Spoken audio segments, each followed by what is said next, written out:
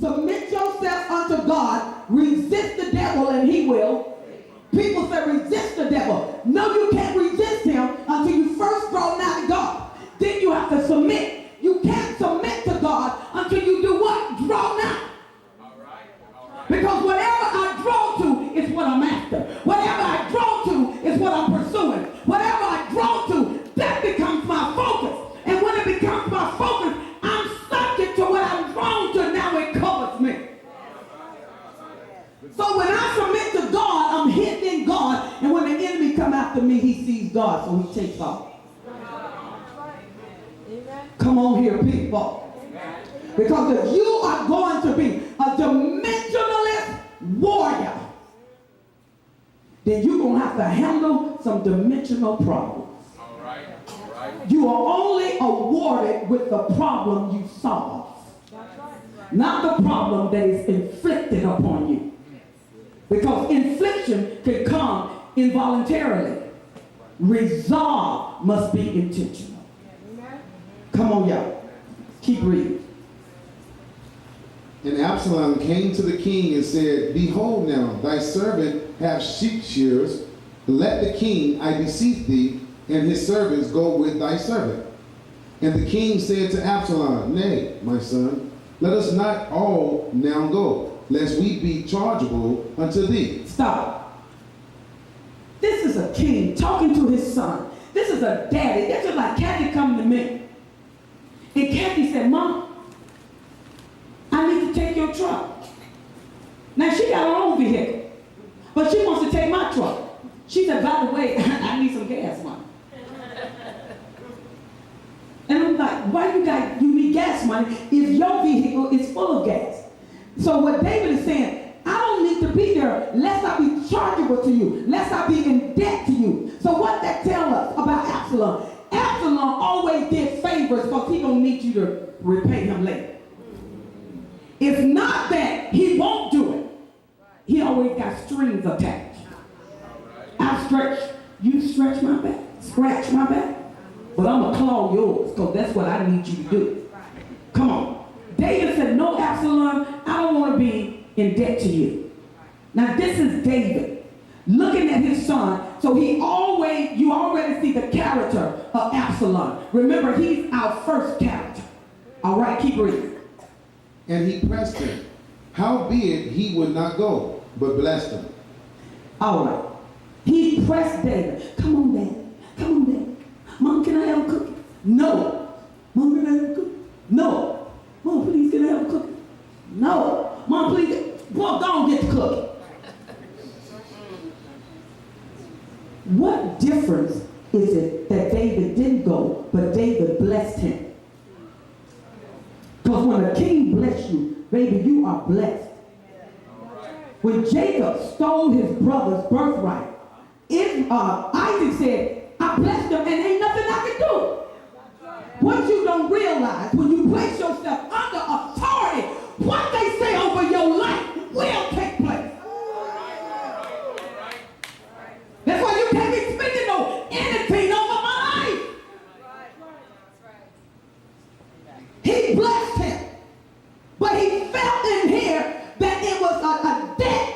But David done got to the point he no longer confronts stuff. He no longer deal with stuff. I'm tired of you. Yeah, whatever. You know how you get like that? Just whatever. The moment you say whatever, guess what happens? Let's see the whatever. Keep reading. Then said Absalom, If not, I pray thee, let my brother Amnon go with us. And the king said unto him, Why should he go with thee? Okay. Do you see David's gifting? You see how his gifting done become dull. He knows that Amnon raped Tamar. And it's been 2 years. And 2 years later, the brother of the girl who's raped wants him to show up. Absalom planned this thing out. Waited this thing out. He was so good to Amnon because he's like, oh, I'm going to get you. And what he needed to do was take the guards of his dad down. You can't ever let the enemy wear your guards down. Because it didn't happen, right then you thought it was over.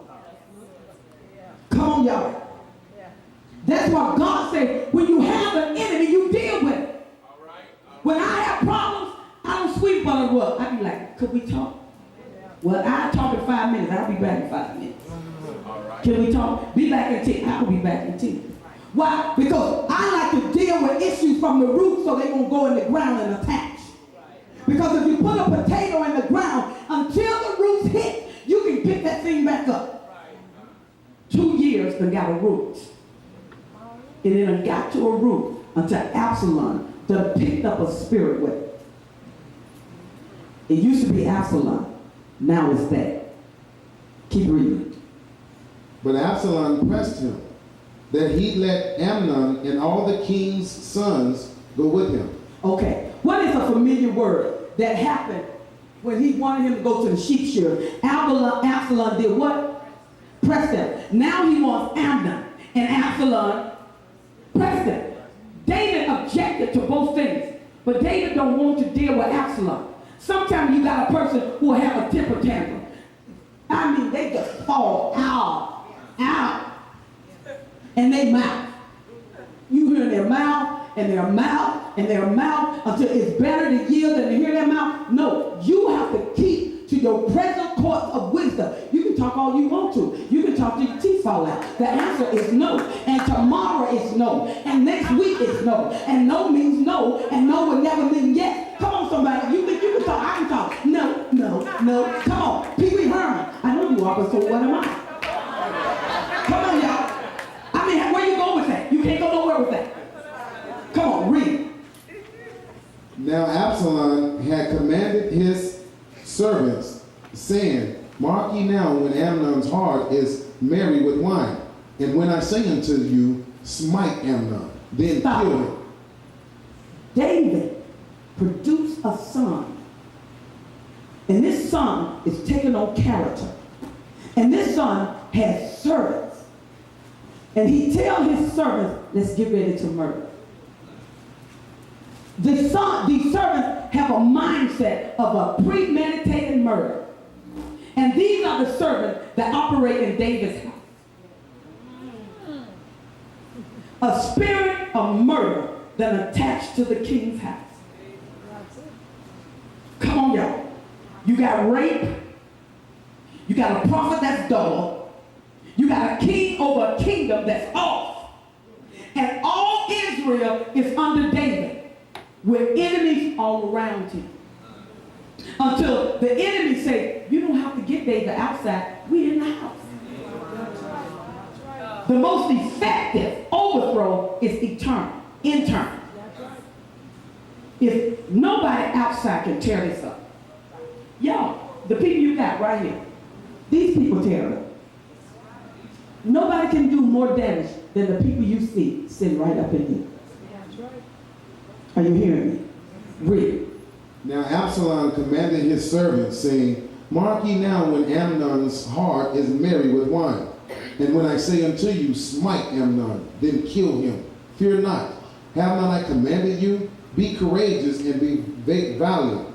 Okay, look at the kind of leadership skills that turned out in Amnon. He can kill his brother. Do you think he can't go after his father? All right. If you can kill your brother, you can go after anything. Come on, somebody. When he's merry in his heart, when he's drunk with wine, then kill him.